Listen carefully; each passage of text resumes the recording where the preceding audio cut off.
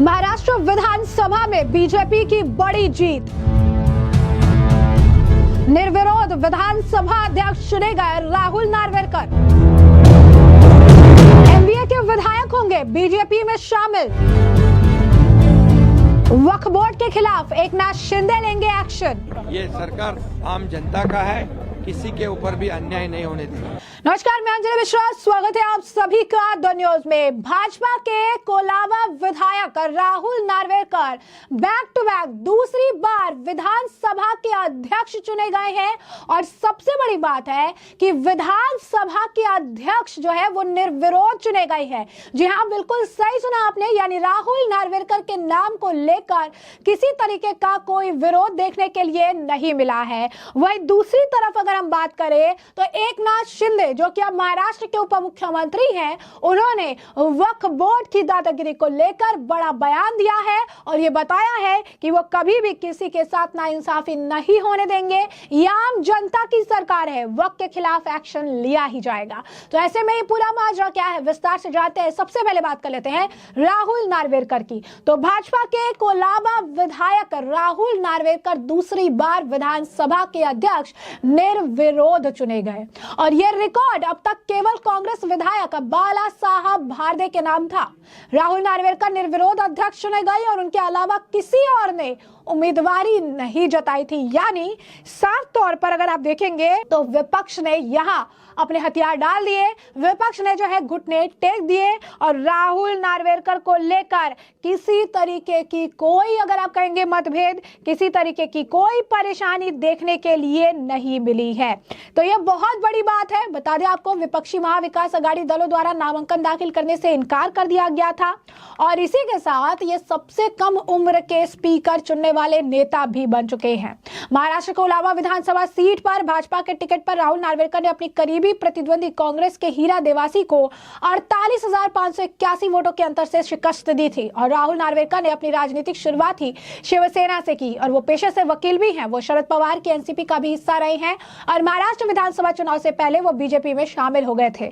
अब ऐसे में राहुल नार्वेकर के लिए एक बहुत बड़ी जीत के तौर पर इसे देखा जा रहा है। साथ ही साथ ये कहा जा रहा है कि ये जो निर्विरोध चुने गए हैं, इसके पीछे की भी रणनीति कुछ और है। इसके पीछे का भी गणित जो है ये कहता है कि ये इनके लिए, यानी विपक्ष के लिए मुश्किल भरा होने वाला है। क्यों? क्योंकि महाविकास अघाड़ी के कई सारे विधायक बीजेपी में शामिल हो सकते हैं, ऐसी भी खबर है। जी हाँ, बिल्कुल सही सुना आपने, महाविकास अघाड़ी के कई सारे विधायक जो है वो इस वक्त कहा जा रहा है कि बीजेपी के कांटेक्ट में हैं और इसी वजह से राहुल नार्वेकर की उम्मीदवारी को लेकर उन्होंने किसी तरीके का कोई हंगामा किया ही नहीं। राहुल नार्वेकर को लेकर उन्होंने किसी तरीके की कोई आपत्ति जताई ही नहीं। तो आप समझिए कि राहुल नार्वेकर का निर्विरोध जीतना आने वाले समय में महाराष्ट्र की राजनीति में कई और दिलचस्प मोड़ जो है लेने वाला है। वहीं जब उनके नाम पर मुहर लग चुकी थी, आज तो ऑफिशियली अनाउंसमेंट हुआ, लेकिन इससे पहले ही राहुल नार्वेकर को पता था कि जीत उनकी निश्चित है। क्या कुछ कहा राहुल नार्वेकर ने, जरा एक बार आप खुद सुनिए। प्रधानमंत्री नरेंद्र जी मोदी, आदरणीय गृह मंत्री अमित भाई शाह, आदरणीय भारतीय जनता पार्टी अध्यक्ष श्री जेपी नड्डा जी, हमारे लोकप्रिय मुख्यमंत्री श्री देवेंद्र फडणवीस जी, इनका मन से धन्यवाद कहना चाहूंगा कि उन्होंने मुझ पे विश्वास दर्शाते हुए फिर एक बार मुझे ये मौका दिया है।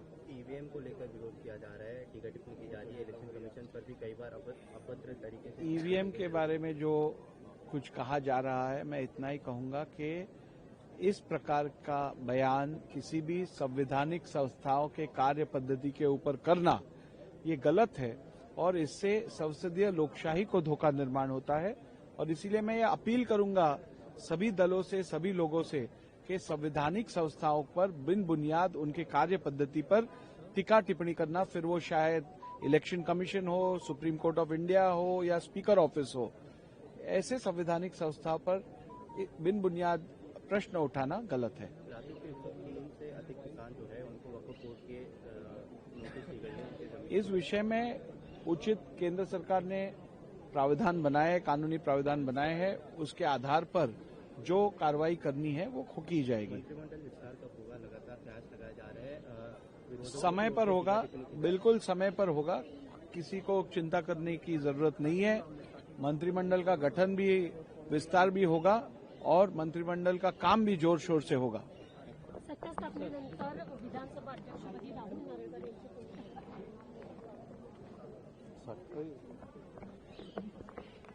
जैसा कि आपने राहुल नार्वेकर को सुना, उन्होंने प्रधानमंत्री नरेंद्र मोदी, गृह मंत्री अमित शाह, फडणवीस और सभी की जो है, अगर आप कहेंगे कि उन्होंने धन्यवाद जताया और कहा कि किस तरीके से वो काफी ज्यादा कृतज्ञ है कि उन्हें मौका मिला, उन्हें फिर से दोबारा ये मौका दिया गया है। आपको बता दें कि कोलाबा सीट के 2019 के चुनावी नतीजों की भी अगर बात करें तो यहाँ से बीजेपी ने ही जीत दर्ज की थी और बीजेपी उम्मीदवार राहुल नार्वेकर को 57,420 वोट मिले थे और उन्होंने कांग्रेस उम्मीदवार अशोक भाई जगताप को 41,225 वोट जो है मिले हुए थे। अब ऐसे में राहुल नार्वेकर जो है मुख्यमंत्री देवेंद्र फडणवीस के भी करीबी बताए जा रहे हैं और उनके काफी अच्छे संबंध उनके साथ रहे हैं।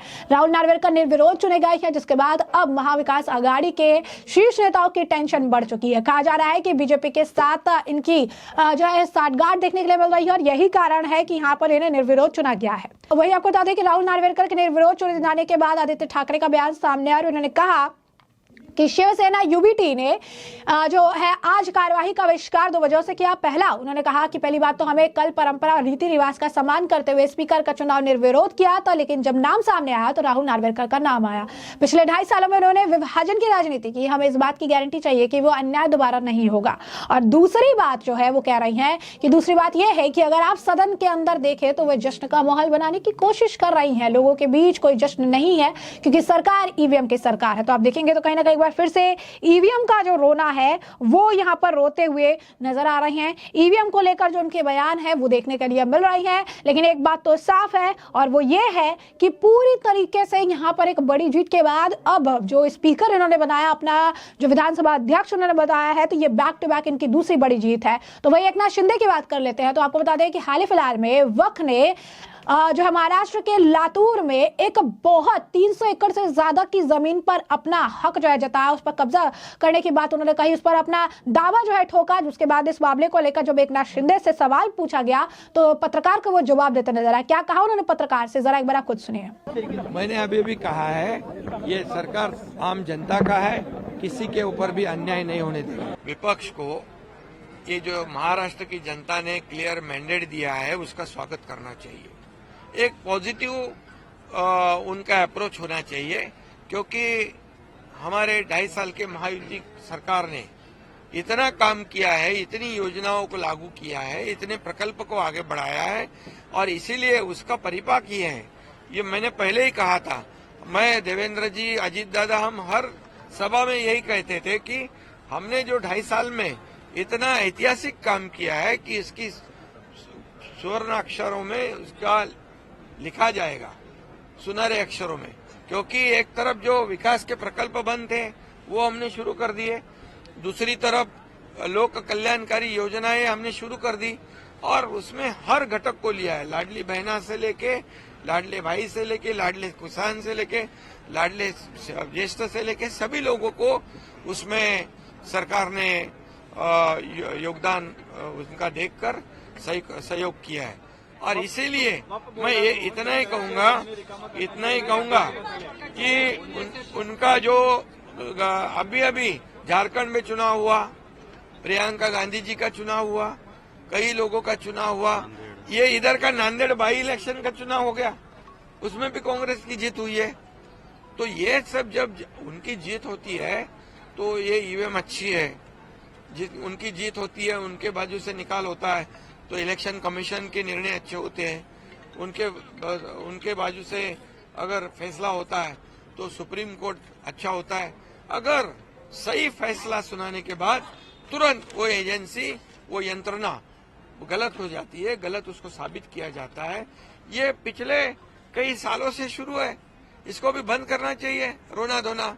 ये जो आज मैं कहूंगा कि लोकसभा में हमें महायुति के 2,48,12,000 वोट मिले और 43.55% वोट मिले और महाविकास आघाड़ी को 50 लाख मिले, 43.71 मीन्स पॉइंट का फर्क है, कुछ पॉइंट का फर्क है। लेकिन हमें जगह मिली 17 और उनको मिली 31, तब हम क्या कहेंगे?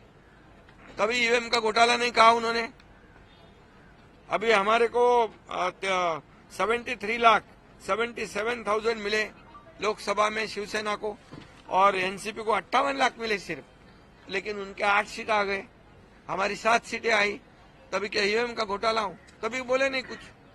इसका मतलब क्या है, यहाँ पर अभी भी मैं कहूंगा कि महायुति को 49.30% वोट मिला है अभी विधानसभा में, और इनको महाविकास आघाड़ी को, मतलब महायुति को 3 करोड़ 18 लाख, महाविकास आघाड़ी को 2 करोड़ 35 लाख। तो वोट कितने, 1 करोड़ का फर्क है।